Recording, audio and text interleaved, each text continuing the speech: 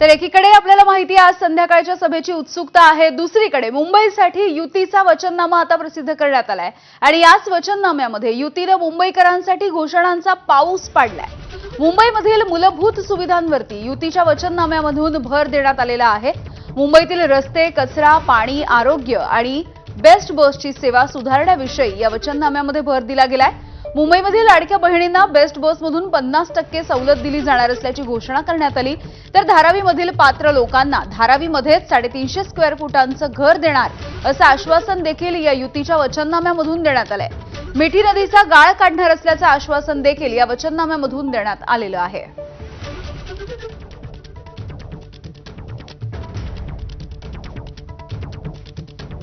आता आम्ही असं ठरवलेलं आहे की महानगरपालिकेच्या माध्यमातून मुंबईच्या सगळ्या लाडक्या बहिणींना 5 लाखापर्यंत बिनव्याजी कर्ज आम्ही उपलब्ध करून देणार आहोत।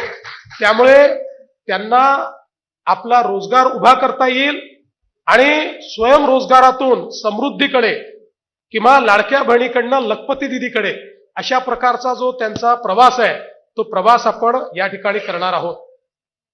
एसटीच्या प्रवासाच्या तिकिटात आम्ही बहिणींना 50% सवलतीचा निर्णय राज्य सरकारने घेतला। काही लोक म्हणाले तोट्यात जाईल पण एसटी फायद्यात आली। तसंच आम्ही मुंबईकर लाडक्या बहिणींसाठी बीएसटी मध्ये देखील 50% सवलत देण्याचा निर्णय महिलांसाठी आमच्या लाडक्या बहिणींसाठी घेण्याचा संकल्प केलेला आहे।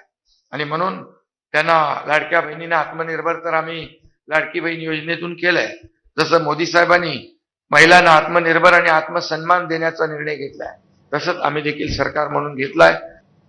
तर युतीच्या वचननाम्यामध्ये नेमक्या कोणत्या घोषणा करण्यात आलेल्या आहेत जाणून घेऊया।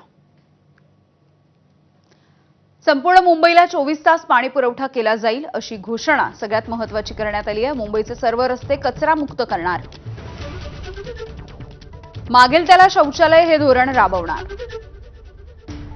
कामगार भरती करून सफाई कर्मचाऱ्यांचं वेतनही वाढवणार, महानगरपालिकेच्या सर्व शाळांमध्ये एआय लॅब्स तयार केल्या जातील,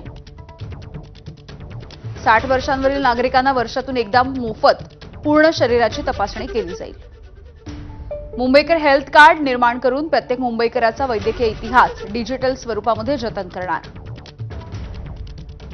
75 वर्षावरच्या नागरिकांसाठी ऑन कॉल रुग्णवाहिका आणि रुग्णांच्या निवासस्थानी डॉक्टरांची तपासणी देखील उपलब्ध करून दिली जाईल, मुख्यमंत्री वैद्यकीय सहाय्यता निधीप्रमाणे महापौर निधी उभारणार आणि 50,000पर्यंतची मदत करणार, 20,000 इमारतींचे रखडलेले भोगवटा प्रमाणपत्र तात्काळ देणार,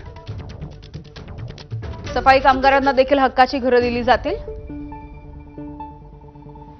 बेस्ट बस प्रवासामध्ये महिलांना 50%ची सवलत मिळेल, बेस्ट बसेसची संख्या 5,000 वरून 10,000पर्यंत नेणार, लाडक्या बहिणींना 5 लाखांपर्यंत बिनव्याजी कर्जाची सुविधा, महिला बचत गटांना 0% व्याजानं कर्ज उपलब्ध करून दिलं जाईल, मुंबईमध्ये रोहिंग्या बेकायदेशीर बांगलादेशी मुक्त केली जाईल, मराठी भाषेच्या संवर्धन आणि प्रसारासाठी स्वतंत्र मराठी भाषा विभाग स्थापन करणार, बाळासाहेब ठाकरे वैद्यकीय विद्यापीठ मुंबईमध्ये उभारलं जाईल, परवडणाऱ्या घरांचं धोरण राबवून मराठी माणसाला हद्दपार होण्यापासून रोखणार।